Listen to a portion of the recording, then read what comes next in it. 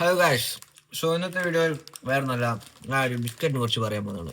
And this biscuit is somewhat special to most of the peoples അല്ലെങ്കിൽ most of the kids most of the അങ്ങനെയാട്ടെ.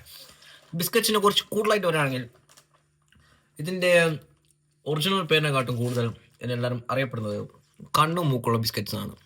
And definitely it's A worthy biscuit. Oreo, dark fantasy, hide and seek അതെല്ലാം compare ചെയ്ത് നോക്കുവാണെങ്കിൽ അതിനുശേഷം എൻ്റെ one of my favourite biscuit തന്നെയാണ് കണ്ണുമുക്കുള്ള biscuit.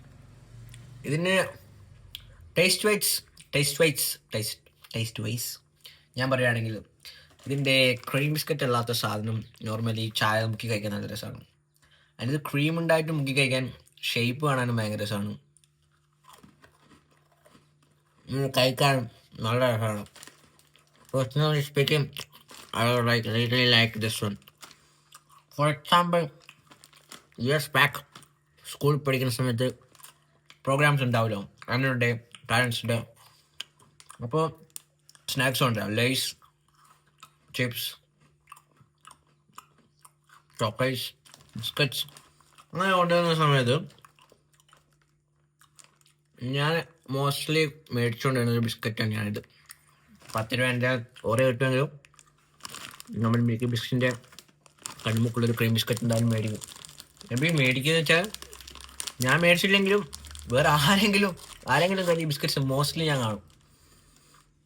It still has a very big fan base എന്നാണ് എൻ്റെ ഒരു നിഗമനം. ഐ ഡോണ്ട് തിങ്ക് ആരെങ്കിലും ഈ ബിസ്ക്കറ്റ്സ് ഹൈറ്റ് എന്നൊന്നും എനിക്ക് തോന്നുന്നില്ല. കാരണം നല്ല രസമാണ് കഴിക്കാൻ. ഷേപ്പ് വൈസ് ആയിക്കോട്ടെ, കാണാനായിക്കോട്ടെ, എൻ്റെ ചിരി ആയിക്കോട്ടെ, നല്ലൊരു ബിസ്ക്കറ്റാണ് ഗൈസ്.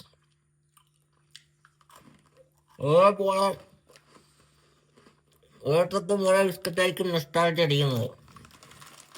ഇതിപ്പോൾ ഞാൻ കുറേ കാലമായി ഇത് മേടിച്ചിട്ട്. പെട്ടെന്ന് കണ്ടപ്പോൾ നൊസ്റ്റാൾജിയ അടിച്ചിട്ടാണ് വീണ്ടും മേടിച്ചതാണ്. അപ്പോൾ ഇതിനെ കൂടെ എനിക്ക് പറയാനെന്ന് തോന്നി. ഇന്നത്തെ വീഡിയോ ഇത്രയുള്ളൂ guys. It's not much big of a deal, but I still wanted to do a video about it. Bye guys, bye.